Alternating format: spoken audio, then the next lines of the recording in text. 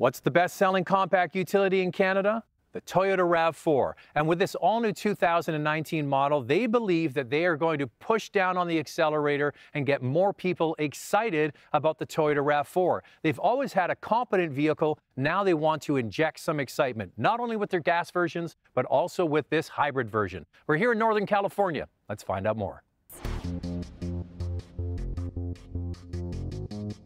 This might just be the most important vehicle launch so far this year because the Toyota RAV4 is the best-selling compact utility in Canada and the United States. In fact, if you take out all pickup trucks, the next best-selling vehicle in North America is the RAV4. It's quite an accomplishment. So this is very important, and what they're trying to do with this brand new model is make it appeal to a much wider spectrum of people.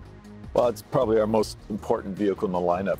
Despite it being a segment leader and our largest volume vehicle, we think we have a vehicle here that is, first of all, the best RAV ever, and one that we can totally transform the segment. First of all, the design of it is more robust, more truck-like, with a real sense of adventure. We think it's a vehicle that the consumer will fall in love with, rather than just respecting. And secondly, we have a hybrid that is going to be first and foremost significantly better value proposition for the consumer than the current generation. We have an opportunity here to demonstrate that hybrid can be fun to drive and high performing. The XSE will only come in hybrid. It'll be our quickest RAV of our group of vehicles that we're putting out there.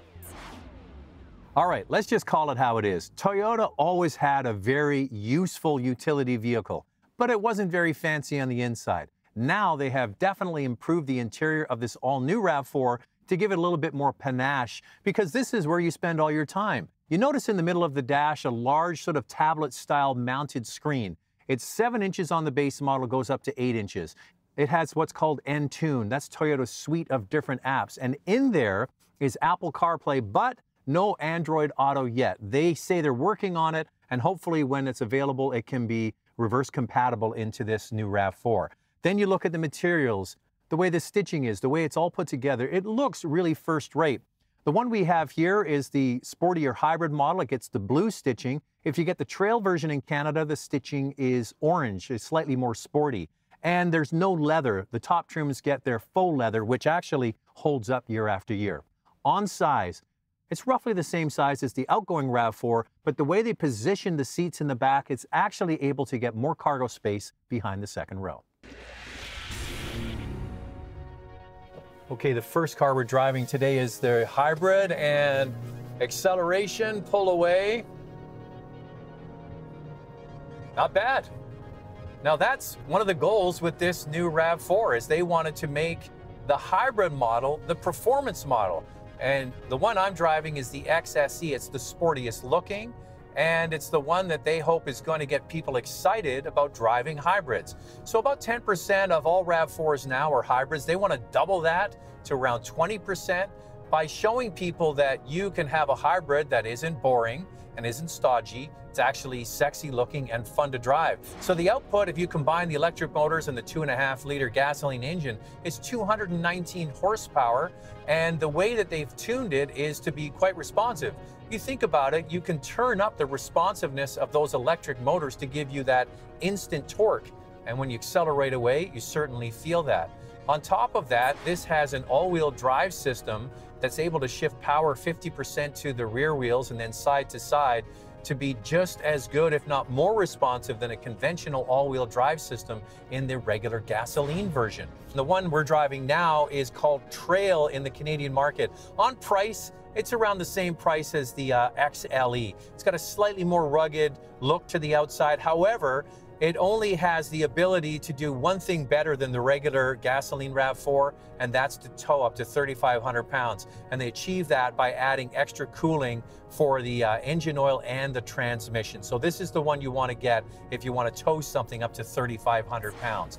The only one that gets a suspension upgrade is the one we drove earlier, that XSE performance model of the hybrid. So the output of the regular gas, which is what most people are going to drive, is 203 horsepower, but the biggest change and the biggest improvement, in my opinion, is an 8-speed automatic transmission.